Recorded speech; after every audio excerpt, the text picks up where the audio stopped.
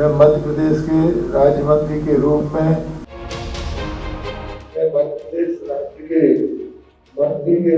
अपने कर्तव्यों का श्रद्धापूर्वक। एक शब्द के कारण कितनी बड़ी गलती हो सकती है ये आप बखूबी जानते हैं, फिर चाहे वो कोई निर्णय लेना हो या फिर कुछ पढ़ना हो। इसलिए कहा जाता है कि किसी भी कार्य को करने से पहले उसे सही से पढ़ लेना चाहिए। ऐसा ही कुछ देखने को मिला मुख्यमंत्री डॉक्टर मोहन यादव की कैबिनेट का विस्तार कार्यक्रम में, जहां कांग्रेस छोड़कर बीजेपी में शामिल हुए विधायक रामनिवास रावत को राजभवन में कैबिनेट मंत्री पद की शपथ लेनी थी, लेकिन उन्होंने बतौर राज्य मंत्री शपथ ले ली। गलती का एहसास होने पर उन्हें फिर बाद में कैबिनेट मंत्री की शपथ दिलाई गई। वैसे मंत्रिमंडल में ज्यादा से ज्यादा 34 मंत्री हो सकते हैं, जिसमें 3 लोग केवल कम रह गए हैं। बताया जा रहा है कि रामनिवास रावत को बतौर कैबिनेट मंत्री ही शपथ लेनी थी।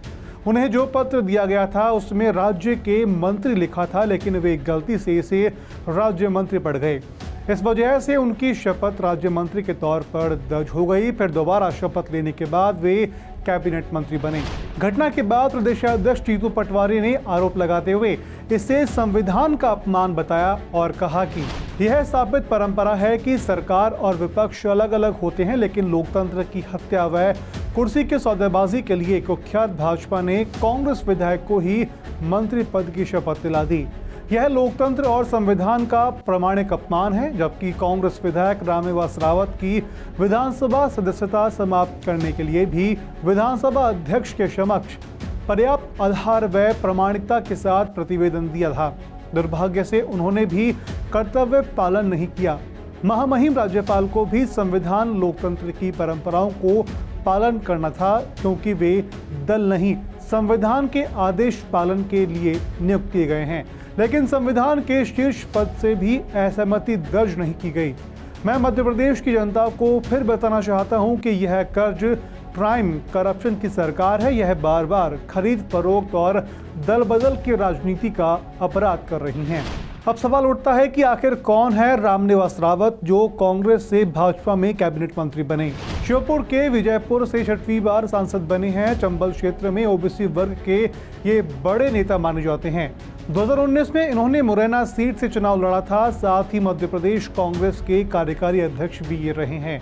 दिग्विजय सिंह सरकार में ये कैबिनेट मंत्री भी रह चुके हैं। वहीं 30 अप्रैल 2024 को ये भाजपा में शामिल हुए। इसके अलावा कांग्रेस ने विधानसभा अध्यक्ष नरेंद्र सिंह तोमर के पास विजयपुर विधायक रावत और बीना विधायक निर्मला की सदस्यता खत्म करने के लिए पिटीशन लगाई चुकी है।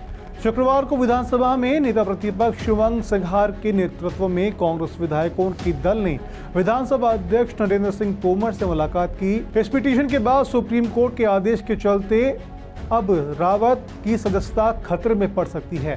ऐसे में या तो ये दोनों ही विधायक कांग्रेस विधायक पद से जल्द ही इस्तीफा देंगे या फिर विधानसभा अध्यक्ष इनकी सदस्यता खत्म करने का फैसला लेंगे। खैर, अब आगे क्या होता है ये देखने वाली बात होगी। इस खबर को आपके लिए भोपाल से भेजा है सरस्वती चंद्र ने और मैं हूं आपका दोस्त रौनक और आप देख रहे हैं MP फर्स्ट।